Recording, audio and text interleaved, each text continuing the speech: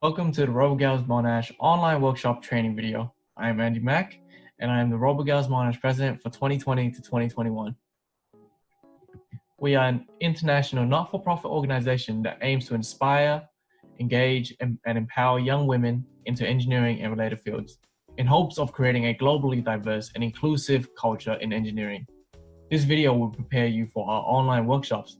I look forward to seeing you around at our workshops in the future. Hey, I'm Caitlin, one of the training managers, and I'll be going through how our online workshop runs. Unlike our physical workshops, our online workshops do not require EV3 robots and can be done remotely. Depending on what the school or the organization decides, the workshop will run between 60 to 90 minutes. And just like online uni, we will be running our online workshops on Zoom.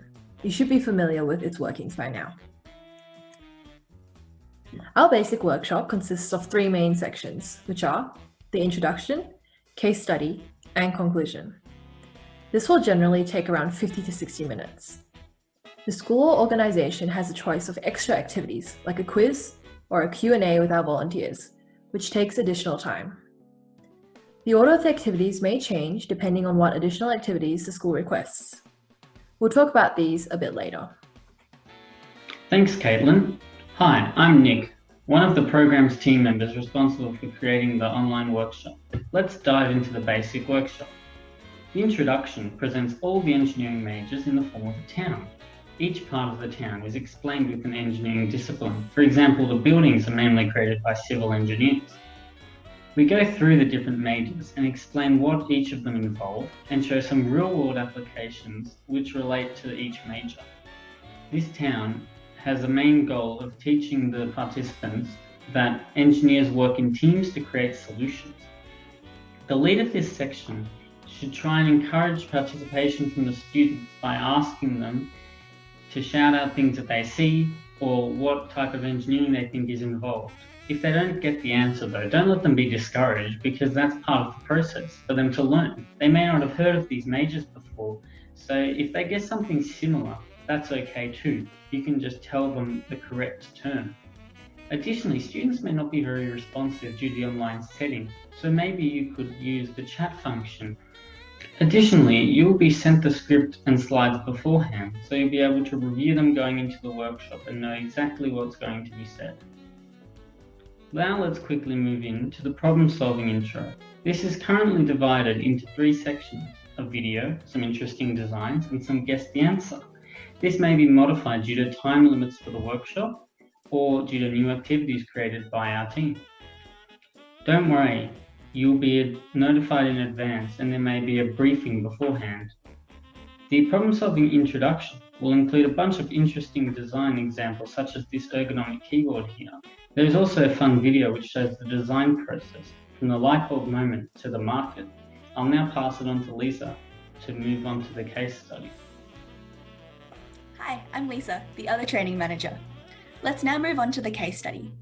Here, we present students with a real-world problem, for example, lack of housing stemming from exponential population growth, and ask them to come up with a creative engineering solution. This section is divided up into three parts: the introduction, the actual activity, and the final presentation. In the case study introduction, we give our audience the context for their problem they are going to solve. For example, in the housing case study, you will talk about population growth and its implication for housing, and how we can find new solutions to the issue.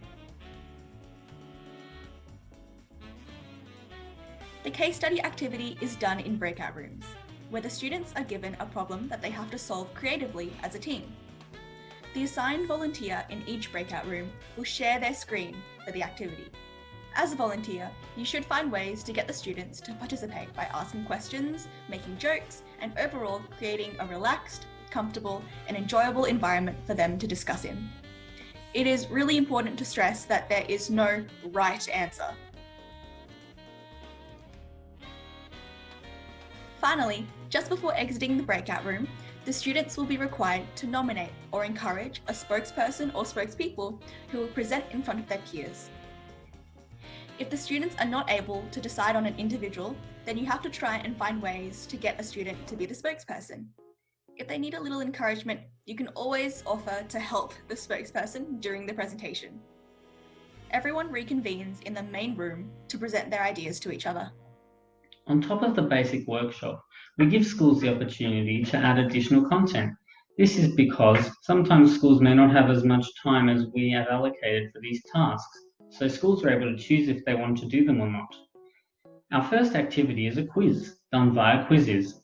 Although Kahoot is great, we used Quizzes because students have the ability to work in the team, and then this is really similar to how engineers work to complete projects. Quizzes is a fun online website that allows students to quiz at their own pace, using interesting features such as power-ups and memes and redeem questions if they get them wrong. It'll be up to your lead to decide which of these functions will be on or off.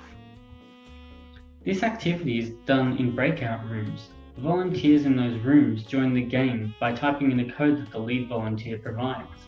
They are responsible for sharing their screen to the students during the quiz. If there's a question the students are confused about, or if they get it wrong, you can give a quick explanation as why the answer is incorrect or correct, just like the lecturers do.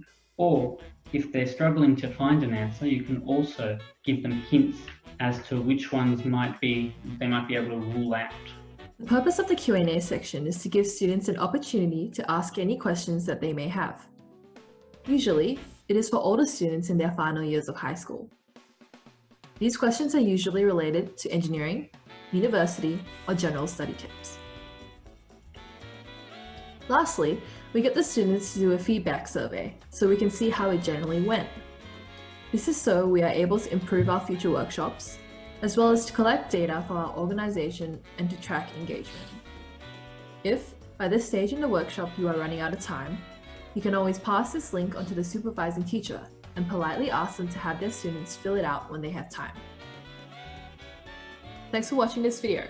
Once you obtain a Working with Children's check, you are now prepared to attend a Robogals online workshop. To do so, simply enter your name into the Excel sign-up sheet. If there are any questions at all, feel free to email either the programs or training manager emails. We hope to see you in our workshops.